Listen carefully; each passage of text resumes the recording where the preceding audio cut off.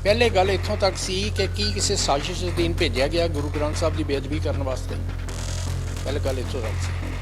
अज जिस वेले फोटो आ रही ने बीजेपी के मिनिस्टरों के नाल, केंद्र के मिनिस्टरों के नाल, उस वेले ये सोचना पै रहा है कि ये साजिश इत्थों तक ही सी या ये सी कि उत्थे बंदा मरवाता जाए ताकि किसान जथेबंदियां का जिहड़ा मोर्चा चल रहा है उन्होंने बदनाम किया जा सके। बाबा अमन सिंह बयान दे रहा वो कह रहा कि मैं उत्थे गुरु ग्रंथ साहब के सरूपों की बेअदबी की गल करने गया सी, क्योंकि 2015 तो गुरु ग्रंथ साहब के सरूपों की बेअदबियाँ हो रही हैं, इसमें कोई शक नहीं। और उन्हें कुछ चिट्ठियाँ भी दिखाई ने कि असी जी पहला चिट्ठियाँ लिया सी प्रेजिडेंट भी लिखी, प्राइम मिनिस्टर को नहीं, इन्हों का हिसाब मंग रहे हैं। हाँ, इन्हों हिसाब मंग रहे हैं। उन्हों का हिसाब मंगण के वास्ते होम मिनिस्टर को जाना सी या प्राइम मिनिस्टर को जाना सी या खेती मंत्री को जाना सी। खेती मंत्री का तो उहदे नाल संबंध ही कोई नहीं। जे वो कहता कि गुरु ग्रंथ साहब दी बेअदबियां बारे मैं गल करने गया सी ते उन्होंने सद्या गया कि तू चिट्ठियां पाइयां सी ते आके गल कर। कि जाण तो पहले उन्हें कोई प्रैस कॉन्फ्रेंस की थी, मैनू सद्दा आया कि मैं जा रहा गुरु ग्रंथ साहब दी बेअदबियां बारे गल करनी। ये गल्लां सारियां जिहड़ियां ने इस गल वाल इशारा करदियां ने कि ये अज पर्दे पाउण दे वास्ते कहानियां घड़ियां जा रही ने। ये उत्ते भी NDPS एक्ट के थले केस है, 2018 का केस है। 9 किलो गांजा ये को फड़िया गया सी, वो केस ये उत्ते चलता पाया। तो कुछ ऐसा कारण भी हो सकता है भी वो ठल पाने के वास्ते उन्होंने को विकन लिए गया हो। पिंकी कैट की जो उत्थे मौजूदगी दिखी, हालांकि पिंकी कैट जो अपनी सफाई दे चुके हैं कि मैं तो आपके केस के सिलसिले के गया सी, उत्थे मेरा ये कोई लेका देगा है। काका जी तुसीं तो पत्रकार हो, किसी केंद्र के मिनिस्टर को मिलण लई इंज जाया जा सकता भी आजा तुम ही चल मैं मिनिस्टर को मिलन चलिया। जदों गल्लां पढ़दे पाउणियां कीतियां जांदियां ने ते इहदा मतलब हुंदा उहदे पिछे कोई साजिश है जिन्हों लुकाउण की कोशिश हो रही है। ये गल मैं दावे नाल कह सकना कि उहदे विच जिहड़ी रचना है वो गुरु ग्रंथ साहब के सिद्धांत मुताबक नहीं। सत श्री अकाल जी। जिस तरह के नाम देख रहे हैं कि कई दिन तो ਜਦੋਂ ਤੋਂ ਸਿੰਘੂ ਵਾਲੀ ਘਟਨਾ ਸਾਹਮਣੇ ਆਉਂਦੀ ਆ, ਅਲੱਗ-ਅਲੱਗ ਵਿਚਾਰ ਨੇ ਜਿਹੜੇ ਸਾਹਮਣੇ ਆ ਰਹੇ ਨੇ। ਇੱਥੋਂ ਤੱਕ ਕਿ ਹੁਣ ਜਦੋਂ ਫੋਟੋਆਂ ਸਾਹਮਣੇ ਆਉਂਦੀਆਂ ਨੇ ਗੀਆਂ ਬਾਬਾ ਅਮਨ ਹੋਰਾਂ ਦੀਆਂ BJP ਦੇ ਲੀਡਰਾਂ ਦੇ ਨਾਲ, ਖਾਸ ਕਰਕੇ ਜੇ ਕਹੀਏ ਖੇਤੀਬਾੜੀ ਮੰਤਰੀ ਦੇ ਨਾਲ, ਤਾਂ ਉਦੋਂ ਬਾਅਦ ਹੋਰ ਕਈ ਤਰ੍ਹਾਂ ਦੇ ਸਵਾਲ ਉੱਠਣੇ ਸ਼ੁਰੂ ਹੋ ਗਏ। ਹਾਲਾਂਕਿ ਇਹ ਪੂਰੇ ਮਾਮਲੇ ਦੇ ਵਿੱਚ ਇਹ ਦੇਖਿਆ ਜਾਵੇ, ਬੁੱਧੀਜੀਵੀ ਸਾਡੇ ਨਾਲ ਹੈਗੇ ਨੇ ਰਜਿੰਦਰ ਸਿੰਘ ਖਾਲਸਾ ਜੀ, ਖਾਲਸਾ ਪੰਚਾਇਤ ਤੋਂ। ਉਹਨਾਂ ਨਾਲ ਗੱਲ ਕਰਾਂਗੇ ਕਿ ਆਖਰ ਜਿਹੜੀ ਗ੍ਰੰਥ ਸਾਹਿਬ ਦੀ ਵੀ ਚਰਚਾ ਹੋ ਰਹੀ ਹੈ ਉਹਦੇ ਕੀ ਮਾਇਨੇ ਨੇ ਤੇ ਆਸਕਰ ਪੂਰੇ ਵਿਵਾਦ ਨੂੰ ਕਿਸ ਤਰ੍ਹਾਂ ਦੇ ਨਾਲ ਦੇਖਦੇ ਨੇ। ਰਜਿੰਦਰ ਜੀ, ਦੇਖਿਆ ਜਾਵੇ ਜਿਸ ਤਰ੍ਹਾਂ ਦੇ ਨਾਲ ਦੇਖ ਰਹੇ ਹਾਂ ਕਿ ਸਿੰਘੂ ਵਾਲੀ ਘਟਨਾ ਹੁੰਦੀ ਆ, ਉਦੋਂ ਬਾਅਦ ਸ਼ੁਰੂਆਤੀ ਦੌਰ ਦੇ ਵਿੱਚ ਤਾਂ ਇਹ ਸੀ ਕਿ ਲੋਕਾਂ ਨੇ ਦੇਖਿਆ ਕਿ ਬੇਅਦਬੀ ਹੋ ਰਹੀ ਸੀ ਜਾਂ ਉਦੋਂ ਪਹਿਲਾਂ ਬਚਾ ਲਿਆ, ਇਹ ਘਟਨਾ ਵਾਪਰ ਜਾਂਦੀ ਹੈ। ਫੋਟੋ ਆਉਣ ਤੋਂ ਬਾਅਦ ਤਸਵੀਰ ਇੱਕੋ ਲਖਤ ਬਦਲ ਜਾਂਦੀ ਹੈ, ਲੋਕਾਂ ਦੇ ਕਮੈਂਟ ਵੀ ਬਦਲ ਜਾਂਦੇ ਨੇ। ਪਹਿਲਾਂ ਤਾਂ ਇਹ ਪੂਰੀ ਘਟਨਾ ਨੂੰ ਦੇਖਦੇ ਕਿਵੇਂ ਹੋ ਜੋ ਉੱਥੇ ਇੰਸੀਡੈਂਟ ਵਾਪਰਿਆ ਗਿਆ?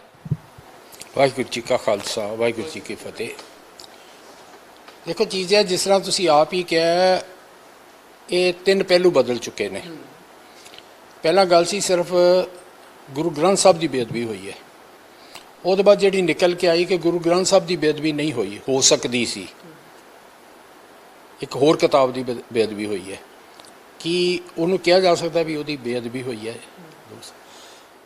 तीसरा जोड़ा हुण पहलू सामने नज़र खुल के आया, पहले गल इत्थों तक सी कि की किसी साजिश अधीन भेजा गया गुरु ग्रंथ साहब की बेअदबी करने वास्ते। पहले गल इत्थों तक सी। अज जिस वेले फोटो आ रही ने BJP के मिनिस्टरों के नाल, केंद्र के मिनिस्टरों के नाल, उस वेले ये सोचना पै रहा है कि ये साजिश इत्थों तक ही सी या ये सी कि उत्थे बंदा मरवाता जाए ताकि किसान जथेबंदियां का जिहड़ा मोर्चा चल रहा है उन्होंने बदनाम किया जा सके या उन्होंने नुकसान पहुँचाया जा सके, उतों ਸਿੰਘੂ बॉर्डर तो चुकाया जा सके। कोई इहो जी साजिश तो नहीं सी। ये बड़ा बड़ा सवाल साडे सामने आ गया। जिहड़े बाबा अमन सिंह बयान दे रहा वो कह रहा कि मैं उत्थे गुरु ग्रंथ साहब के सरूपों की बेअदबी की गल करने गया सी, क्योंकि 2015 तो गुरु ग्रंथ साहब के सरूपों की बेअदबियां हो रही हैं, इसमें कोई शक नहीं। और उन्हें कुछ चिट्ठियां भी दिखाई ने कि असी जी पहला चिट्ठियां लिया सी प्रेजिडेंट को भी लिखी, प्राइम मिनिस्टर को भी, इन्हों का हिसाब मंग रहे हैं। हाँ, इन्हों हिसाब मंग रहे हैं। उन्हों का हिसाब मंगण के वास्ते होम मिनिस्टर को जाना सी या प्राइम मिनिस्टर को जाना सी या खेती मंत्री को जाना सी। खेती मंत्री का तो उहदे नाल संबंध ही कोई नहीं।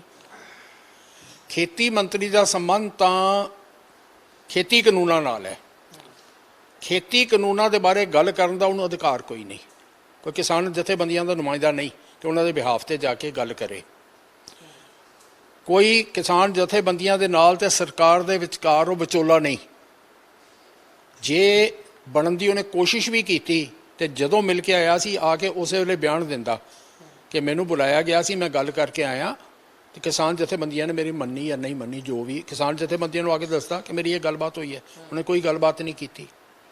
ਜੇ ਉਹ ਕਹਿੰਦਾ ਕਿ ਗੁਰੂ ਗ੍ਰੰਥ ਸਾਹਿਬ ਦੀਆਂ ਬੇਅਦਬੀਆਂ ਬਾਰੇ ਮੈਂ ਗੱਲ ਕਰਨ ਲਈ ਗਿਆ ਸੀ ਤੇ ਉਹਨੂੰ ਸੱਦਿਆ ਗਿਆ ਵੀ ਤੂੰ ਚਿੱਠੀਆਂ ਪਾਈਆਂ ਸੀ ਤੇ ਆ ਕੇ ਗੱਲ ਕਰ। ਕੀ ਜਾਣ ਤੋਂ ਪਹਿਲੇ ਉਹਨੇ ਕੋਈ ਪ੍ਰੈਸ ਕਾਨਫਰੰਸ ਕੀਤੀ ਕਿ ਮੈਨੂੰ ਸੱਦਾ ਆਇਆ ਜੀ ਮੈਂ ਜਾ ਰਿਹਾ ਗੁਰੂ ਗ੍ਰੰਥ ਸਾਹਿਬ ਦੀਆਂ ਬੇਅਦਬੀਆਂ ਬਾਰੇ ਗੱਲ ਕਰਨ ਲਈ? ਗੱਲ ਕਰਨ ਤੋਂ ਬਾਅਦ ਕੀ ਉਹਨੇ ਕੋਈ ਕਿਹਾ ਕਿ ਮੇਰੀ ਗੱਲਬਾਤ ਹੋਈ ਹੈ ਜੀ, ਆ ਮੈਨੂੰ ਅਸ਼ੋਰੈਂਸ ਦਿੱਤੀ ਜਾਂ ਨਹੀਂ ਅਸ਼ੋਰੈਂਸ ਦਿੱਤੀ, ਅਸੀਂ ਕੀ ਅੱਗੋਂ ਕਾਰਵਾਈ ਕਰਨ ਲੱਗੇ ਹਾਂ? ਇਹ ਗੱਲਾਂ ਸਾਰੀਆਂ ਜਿਹੜੀਆਂ ਨੇ ਇਸ ਗੱਲ ਵੱਲ ਇਸ਼ਾਰਾ ਕਰਦੀਆਂ ਨੇ ਕਿ ਇਹ ਅੱਜ ਪਰਦੇ ਪਾਉਣ ਦੇ ਵਾਸਤੇ ਕਹਾਣੀਆਂ ਘੜੀਆਂ ਜਾ ਰਹੀਆਂ ਨੇ। ਤੇ ਫਿਰ ਕਾਰਨ ਕੀ ਸੀ ਜੀ? ਕੀ ਸਮਝਦੇ ਹੋ ਕੀ ਮੁਲਾਕਾਤਾਂ ਦੇ ਹੋ ਸਕਦਾ ਵੀ ਹੁਣ ਚਲੋ ਜਿਹੜੀਆਂ ਚੀਜ਼ਾਂ ਦੇ ਪਰਦੇ ਪੈਂਦੇ ਦਿਖ ਰਹੇ ਆ, ਕਿਆ ਕਰ ਜਿਹੜਾ ਇਨਸੀਡੈਂਟ ਆ ਉਹਦੇ ਤੇ ਜਾਂ ਮੁਲਾਕਾਤਾਂ? ਨਹੀਂ, ਦੇਖੋ ਇੱਕ ਅੰਦਾਜ਼ੇ ਹੀ ਲਗਾਏ ਜਾ ਸਕਦੇ ਨੇ। ਜਿਵੇਂ ਸਰਕਾਰ ਸਮੇਂ-ਸਮੇਂ ਤੇ ਕੋਸ਼ਿਸ਼ ਕਰਦੀ ਰਹੀ ਹੈ ਕਿ ਕਿਸਾਨ ਮੋਰਚੇ ਨੂੰ ਕਿਸੇ ਤਰ੍ਹਾਂ ਬਦਨਾਮ ਕੀਤਾ ਜਾਏ, ਇਹਨੂੰ ਫੇਲ ਕੀਤਾ ਜਾਏ, ਆ ਜਿਹੜਾ ਉਹਨਾਂ ਦੇ ਸਾਰੇ ਬਾਰਡਰਾਂ ਦੇ ਉੱਤੇ ਬੈਠੇ ਹੋਏ ਨੇ ਉਹਨਾਂ ਨੂੰ ਚੁਕਾਇਆ ਜਾਏ, ਉਹਦੇ ਵਿੱਚ ਹੀ ਇੱਕ ਸਾਜ਼ਿਸ਼ ਜਿਹੜੀ ਬਣਾਈ ਗਈ ਹੈ। ਇੱਕ ਚੀਜ਼ ਤਾਂ ਬੜੀ ਵੱਡੀ ਸੱਚਾਈ ਹੈ ਕਿ ਅੱਜ ਜਿਹਦੇ ਕੋਲ ਕੋਈ ਕ੍ਰਿਮੀਨਲ ਰਿਕਾਰਡ ਹੈ, ਜਿਹਦੇ ਉੱਤੇ ਕੋਈ ਕੇਸ ਨੇ, ਉਹ ਬੀਜੇਪੀ ਦੀ ਸ਼ਰਨ 'ਚ ਚਲਾ ਜਾਂਦਾ, ਉੱਥੇ ਜਾ ਕੇ ਦੁੱਧ ਧੋਤਾ ਹੋ ਜਾਂਦਾ, ਸਾਰੇ ਪਾਪ ਉਹਦੇ ਧੁੱਲ ਜਾਂਦੇ ਨੇ। ਇਹਦੇ ਉੱਤੇ ਵੀ NDPS ਐਕਟ ਦੇ ਥੱਲੇ ਕੇਸ ਹੈ, 2018 ਦਾ ਕੇਸ ਹੈ। 9 ਕਿਲੋ ਗਾਂਜਾ ਇਹਦੇ ਕੋਲ ਫੜਿਆ ਗਿਆ ਸੀ, ਉਹ ਕੇਸ ਇਹਦੇ ਉੱਤੇ ਚੱਲਦਾ ਪਿਆ। ਤੇ ਕੁਝ ਐਸਾ ਕਾਰਨ ਵੀ ਹੋ ਸਕਦਾ ਹੈ ਵੀ ਉਹਨੂੰ ਠੱਲ ਪਾਉਣ ਦੇ ਵਾਸਤੇ ਉਹਨਾਂ ਕੋਲ ਵਿਕਣ ਲਈ ਗਿਆ ਹੋਵੇ। ਬਾਕੀ ਜਿਹੜੀਆਂ ਉਹ ਗੱਲਾਂ ਕਰ ਰਿਹਾ ਕਿ ਜੀ ਮੈਨੂੰ ਆ ਕੇ ਲੱਖ ਰੁਪਏ ਮੱਥਾ ਟੇਕ ਗਏ, 10 ਲੱਖ ਰੁਪਏ ਮੈਨੂੰ ਦਿੰਦੇ ਸੀ, ਉਹ ਤਾਂ ਆਪਣੀ ਔਕਾਤ ਦੱਸ ਰਿਹਾ ਕਿ ਮੇਰੀ ਔਕਾਤ ਜਿਹੜੀ ਹੈ, ਮੇਰੀ ਔਕਾਤ ਤਾਂ 10 ਲੱਖ ਦੇ ਕਰੀਬ ਦੀ ਹੈਗੀ ਹੈ। ਬਹੁਤ ਦੁਖਦਾਈ ਹੈ। ਇਹਦੇ ਨਾਲ ਨਿਹੰਗ ਜਥੇਬੰਦੀਆਂ ਦੇ ਅਕਸ ਨੂੰ ਵੀ ਜਿਹੜਾ ਨਾ ਢਾਹ ਪਹੁੰਚਦੀ ਹੈ। ਮੈਂ ਬਿਲਕੁਲ ਇਹ ਨਹੀਂ ਕਹਿ ਰਿਹਾ ਕਿ ਨਿਹੰਗ ਜਥੇਬੰਦੀਆਂ ਸਾਰੀਆਂ ਮਾੜੀਆਂ ਨੇ, ਸਾਰੇ ਬੰਦੇ ਮਾੜੇ ਨੇ, ਲੇਕਿਨ ਵਿੱਚ ਮਾੜੇ ਬੰਦੇ ਆ ਜਾਂਦੇ ਨੇ ਜਿਹਦੇ ਨਾਲ ਜਿਹੜਾ ਨੁਕਸਾਨ ਪਹੁੰਚਦਾ। ਪਰ ਦੂਜੇ ਪਾਸੇ ਦੇਖੀਏ ਜੀ, ਜਿਹੜੀ ਤਸਵੀਰ ਆਈ ਤਾਂ ਸਭ ਤੋਂ ਜ਼ਿਆਦਾ ਕਿਤੇ ਨਾ ਕਿਤੇ ਜੇ ਕਿਹਾ ਜਾਵੇ ਕਿ ਇਹ ਤਾਂ ਸਵਾਲ ਉੱਠੀ, ਪਰ ਨਾਲੋਂ ਨਾਲ ਪਿੰਕੀ ਕੈਟ ਦੀ ਜਦੋਂ ਉੱਥੇ ਮੌਜੂਦਗੀ ਦੇਖੀ, ਹਾਲਾਂਕਿ ਪਿੰਕੀ ਕੈਟ ਜਿਹੜਾ ਆਪਦੀ ਸਫਾਈ ਦੇ ਚੁੱਕੇ ਨੇਗੇ ਕਿ ਮੈਂ ਤਾਂ ਆਪਦੇ ਕੇਸ ਦੇ ਸਿਲਸਿਲੇ ਦੇ ਵਿੱਚ ਗਿਆ ਸੀ, ਉੱਥੇ ਮੇਰਾ ਇਹਦੇ ਨਾਲ ਕੋਈ ਲੈਗਾ ਦੇਗਾ ਹੈ ਨਹੀਂ। ਕਾਕਾ ਜੀ ਤੁਸੀਂ ਤਾਂ ਪੱਤਰਕਾਰ ਹੋ, ਕਿਸੇ ਕੇਂਦਰ ਦੇ ਮਿਨਿਸਟਰ ਨੂੰ ਮਿਲਣ ਲਈ ਇੰਜ ਜਾਇਆ ਜਾ ਸਕਦਾ ਵੀ ਆ ਜਾ ਤੂੰ ਵੀ ਚੱਲ ਮੈਂ ਮਿਨਿਸਟਰ ਨੂੰ ਮਿਲਣ ਚੱਲਿਆ? ਸੁੱਖ ਨਹੀਂ ਰਹਿੰਦਾ। ਉੱਥੇ ਤਾਂ ਇੱਕ ਇੱਕ ਬੰਦੇ ਦਾ ਨਾਂ ਲਿਖਿਆ ਹੁੰਦਾ ਕਿ ਫਲਾਣੇ ਫਲਾਣੇ ਨੇ ਮਿਲਣਾ ਹੈ, ਇਸ ਵੇਲੇ ਮਿਲਣਾ ਹੈ, ਔਰ ਉਹਦੇ ਸਿਵਾ ਕਿਸੇ ਨੂੰ ਅੰਦਰ ਐਂਟਰ ਨਹੀਂ ਕੀਤਾ ਜਾਣ ਦਿੱਤਾ ਜਾਂਦਾ।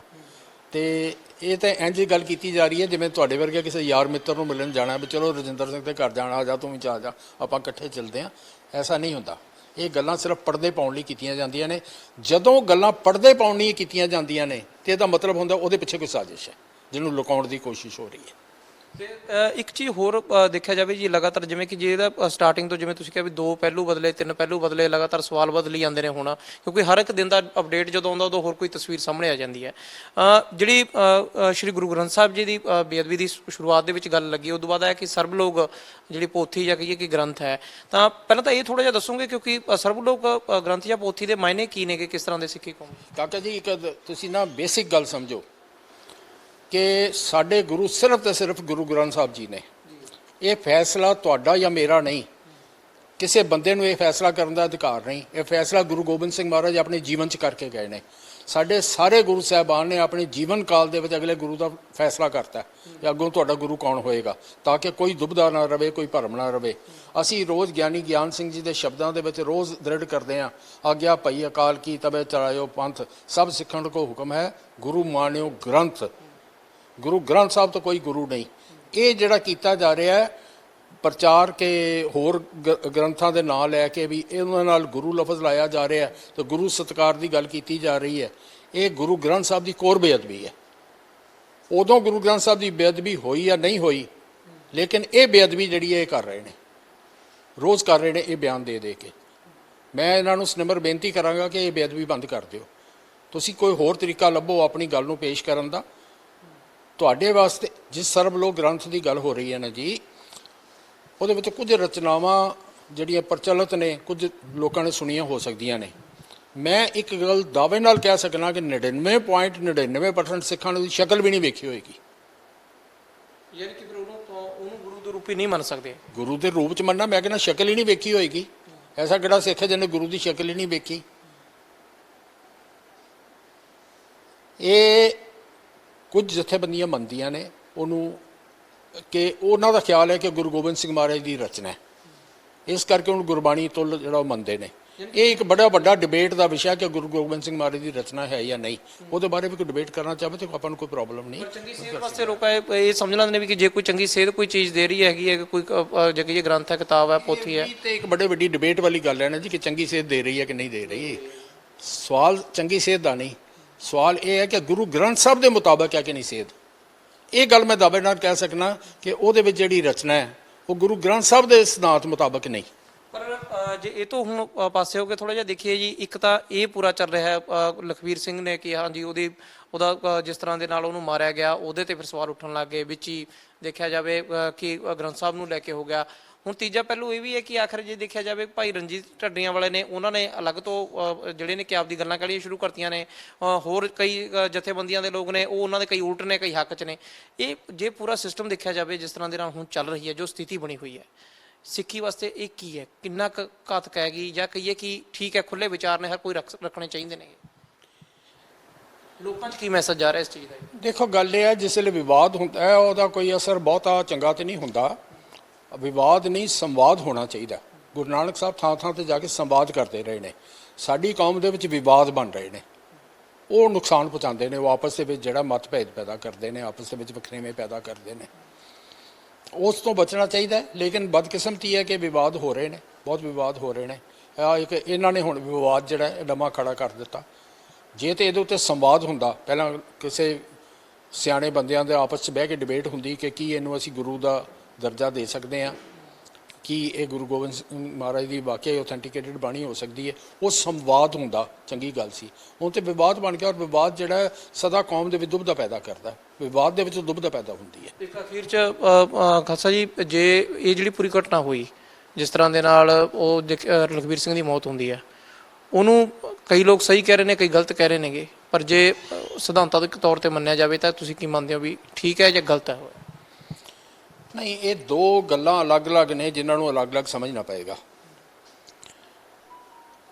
ਜਿਸ ਤਰ੍ਹਾਂ ਗੁਰੂ ਗ੍ਰੰਥ ਸਾਹਿਬ ਦੀ ਪਿਛਲੇ 7 ਸਾਲ ਤੋਂ ਲਗਾਤਾਰ ਬੇਅਦਬੀਆਂ ਹੋ ਰਹੀਆਂ ਨੇ ਔਰ ਕਿਸੇ ਦੇ ਵਿੱਚ ਵੀ ਨਿਆਂ ਨਹੀਂ ਮਿਲਿਆ, ਔਰ ਇਹ ਵੇਖਦੇ ਹੋਏ ਕਿ ਨਿਆਂ ਨਹੀਂ ਮਿਲਣਾ, ਗੁਰੂ ਗ੍ਰੰਥ ਸਾਹਿਬ ਦੀ ਬੇਅਦਬੀ ਕੋਈ ਕਰ ਰਿਹਾ ਹੋਵੇ ਤੇ ਸਿੱਖ ਭਾਵਕ ਹੋ ਕੇ ਉਹਨੂੰ ਕੋਈ ਸਜ਼ਾ ਦੇ ਦੇਵੇ, ਉਹ ਗਲਤ ਨਹੀਂ ਹੋਏਗਾ। ਉਹ ਹੋ ਸਕਦਾ, ਮੈਂ ਨਹੀਂ ਕਹਿੰਦਾ ਕਿ ਉਹ ਸਜ਼ਾ ਦਾ ਭਾਗੀ ਨਹੀਂ ਹੋਏਗਾ, ਲੇਕਿਨ ਉਹ ਆਪਣੀ ਜਾਨ ਦੇ ਉੱਤੇ ਰਿਸਕ ਲੈ ਕੇ ਉਹ ਕਰ ਸਕਦਾ।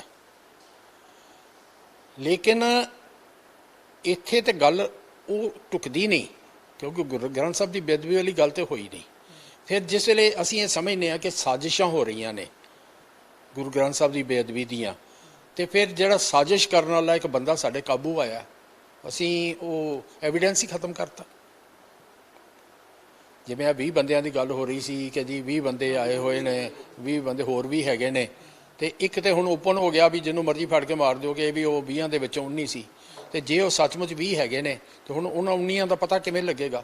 ਜੇ ਇੱਕ ਬੰਦਾ ਸਾਡੇ ਕੋਲ ਕਾਬੂ ਆਇਆ ਜਿਹਦੇ ਕੋਲੋਂ ਬਾਕੀ 19 ਦਾ ਵੀ ਪਤਾ ਲੱਗ ਸਕਦਾ ਸੀ, ਔਰ ਉਹਨਾਂ 19 ਦੇ ਪਿੱਛੇ ਕੌਣ ਹੈ ਉਹਦਾ ਵੀ ਪਤਾ ਲੱਗ ਸਕਦਾ ਸੀ, ਤੋ ਐਵੀਡੈਂਸ ਖਤਮ ਕਰਤਾ ਸੀ।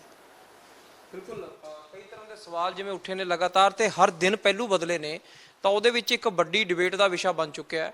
ਕਈ ਚੀਜ਼ਾਂ ਜੇ ਦੇਖਿਆ ਜਾਵੇ ਕਿ ਆਖਰਕਾਰ ਜਿਸ ਤਰ੍ਹਾਂ ਦੇ ਸਵਾਲ ਜਵਾਬ ਲਗਾਤਾਰ ਚੱਲ ਰਹੇ ਨੇ, ਤਾਂ ਆਖਰਕਾਰ ਜਿਵੇਂ ਕਿ ਖਾਲਸਾ ਜੀ ਦੱਸਦੇ ਨੇ ਕਿ ਇਹ ਪੂਰਾ ਇੱਕ ਕਈ ਚੀਜ਼ਾਂ ਨੇ ਜਿਹੜੀਆਂ ਡਿਬੇਟ ਦਾ ਵਿਸ਼ੇ ਨੇ, ਕਈਆਂ ਦੇ ਲਈ ਸੰਵਾਦ ਹੋਣਾ ਚਾਹੀਦਾ। ਪਰ ਨਾਲੋਂ ਨਾਲ ਦੇਖਿਆ ਜਾਵੇ ਕਿ ਹੁਣ ਇਹ ਵੀ ਜਦ ਦੀਆਂ ਫੋਟੋਆਂ ਸਾਹਮਣੇ ਆਈਆਂ ਨੇ, ਜਾਂ ਫਿਰ ਕਹੀਏ ਕਿ ਜਦੋਂ ਕੇਂਦਰ ਦੀ ਏਜੰਸੀਆਂ 'ਤੇ ਹਮੇਸ਼ਾ ਇਲਜ਼ਾਮ ਰਹਿੰਦੇ ਨੇ ਕਿ ਮਾਹੌਲ ਖਰਾਬ ਕਰਨ ਵਾਸਤੇ ਹਮੇਸ਼ਾ ਹੀ ਕਿਤੇ ਨਾ ਕਿਤੇ ਇਤਿਹਾਸ ਦੇ ਪੰਨਿਆਂ 'ਚ ਵੀ ਦੇਖਿਆ ਜਾਵੇ ਤਾਂ ਚੀਜ਼ਾਂ ਇਹੋ ਜਿਹੀਆਂ ਨਿਕਲਦੀਆਂ ਨੇ, ਤਾਂ ਹੁਣ ਆਖਰਕਾਰ ਵੱਡੀ ਜਾਂਚ ਦਾ ਵਿਸ਼ਾ ਬਣ ਗਿਆ ਕਿ ਇਹਦੇ ਪਿੱਛੇ ਕੋਈ ਹੋਰ ਕਾਰਨ ਤਾਂ ਨਹੀਂ ਹੈਗੇ ਜਿਸ ਤਰ੍ਹਾਂ ਦਾ ਮਾਹੌਲ ਹੁਣ ਸਿਰਜਿਆ ਜਾ ਰਿਹਾ। ਸੀਨੀਅਰ ਵੀਡੀਓ ਜਰਨਲਿਸਟ ਕਮਲ ਦੇ ਨਾਲ ਸਮੇਤ ਸਿੰਘ, ਡੇਲੀ ਪੋਸਟ ਪੰਜਾਬੀ, ਚੰਡੀਗੜ੍ਹ।